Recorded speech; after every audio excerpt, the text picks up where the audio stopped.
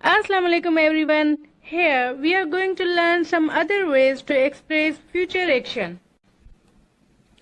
Be on the verge of. It means के किनारे पर. लेकिन इसका मतलब है something very near to happen. मतलब ऐसा काम जो बहुत जल्द होने वाला है.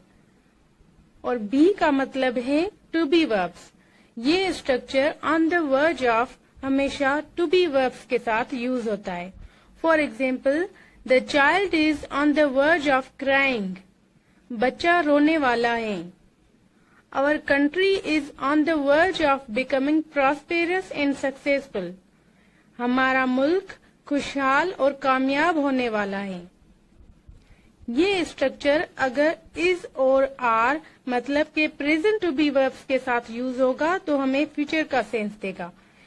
लेकिन इस स्ट्रक्चर के साथ पास्ट टू बी वर्ब यानी कि वाज वर्ब भी हम यूज कर सकते हैं.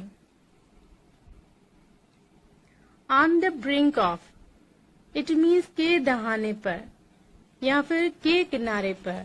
सेम मीनिंग रखते हैं ऑन द वर्ज ऑफ की तरह. On the brink of. It means के दहाने पर या के किनारे पर.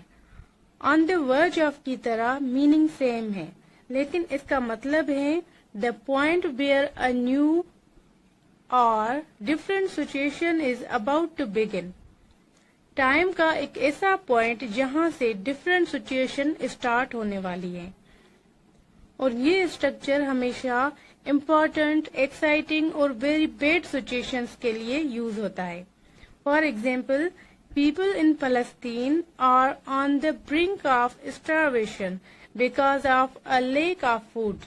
खुराक की कमी की वजह से फलस्तीन में लोग मरने वाले हैं. On the point of. It means to be going to do something very soon. मतलब कोई काम बहुत जल्द करने वाले हैं. For example, she is so tired that she is on the point of giving up. He is on the point of saying yes. Come what may means चाहे कुछ भी हो जाए. ये स्ट्रक्चर भी हमेशा फ्यूचर सेंटेंसेस में यूज होता है. For example, come what may, I'll be home in time for dinner. I will always do my best, come what may. Come what में सेंटेंस की स्टार्टिंग में या सेंटेंस की एंडिंग में रख सकते हैं. Come what may we will always be friends. चाहे कुछ भी हो जाए हम फ्रेंड्स रहेंगे. The future from now. अगर हम ऐसे फ्यूचर की बात करें जिसका ताल्लुक प्रेजेंट से हो तो उसमें हम पहला सेंटेंस प्रेजेंट परफेक्ट टेंस का रखते हैं. For example, she has finished her work so she will leave now.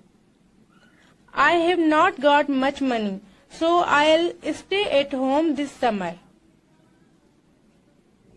The future from the past. ऐसा फ्यूचर जिसका ताल्लुक पास्ट से हो, माजी से हो, तो उसमें हम पहला सेंटेंस पास्ट सिंपल टेंस का रखते हैं. For example, Sadia